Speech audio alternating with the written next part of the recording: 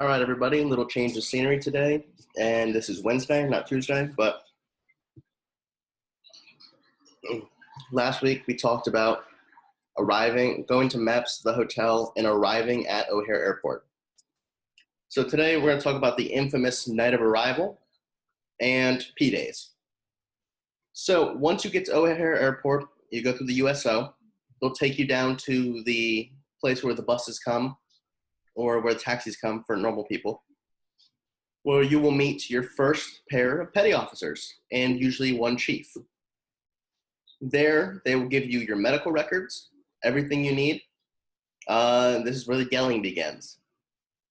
They will line you up in rows and columns. You go through your bags, make sure you don't have anything that you're not allowed to bring on base.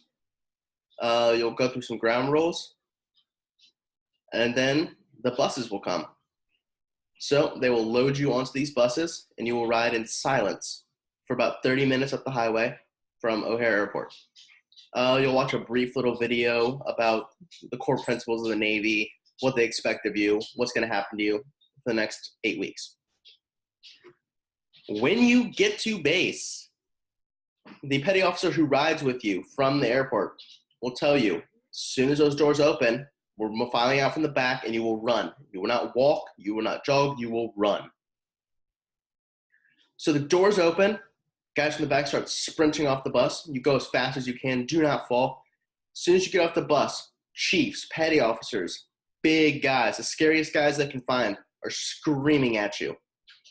So you rush in through these double doors, you put your medical records in a basket, and you line up. There will be a row of flags on the floor. Do not step on the flags. They'll tell you to get on the tow line. The tow line will be a black line that runs all the way down the floor, and you put your toes on it. Totally self-explanatory. They'll have you look at the floor. Do not ever look a petty officer or a chief in the eye. You will get beat. Usually they have the scariest the scariest chief on base. He just got promoted when I was there. His name's Chief Kylan, also known as the Lizard King. Don't ask me why. Don't know. There's a lot of stories about that one. A lot of sea stories. But he'll be screaming at you, yelling at you. Don't cry. Don't weep. It's only for show. He's actually a pretty decent dude. Just stay calm, relax. You'll be fine. So through the night of arrival, first thing you'll do is they'll break you up into divisions. So they'll break you up into a large group of guys. You'll go to, first things first, you'll go to uniform issue. So you go in there, they'll give you get a pair of blue Navy sweatpants, two bright yellow PT shirts. I think I've worn it a couple times in some of my previous videos. The blue Navy sweatshirt, I wore that in one of my videos, so I know you guys have seen that one.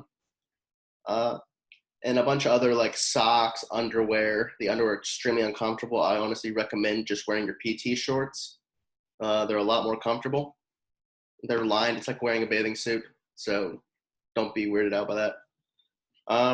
Get soap, all your basic hygiene needs. They'll give you a razor, all the stuff you're going to need while you're here.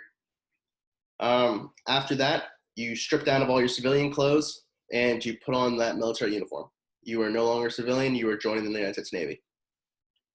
From there, you put all your civilian clothes, anything that you're not allowed to have. So any cell phones, some watches are allowed, but if you bring a watch, basically it has to be all black. They'll tell you if it's okay or not. You can keep any religious text. I kept my Bible. And if you get a start guide when you join when you first sign your contract, you can keep that with you. It'll help you study for all your tests. So keep that and read it.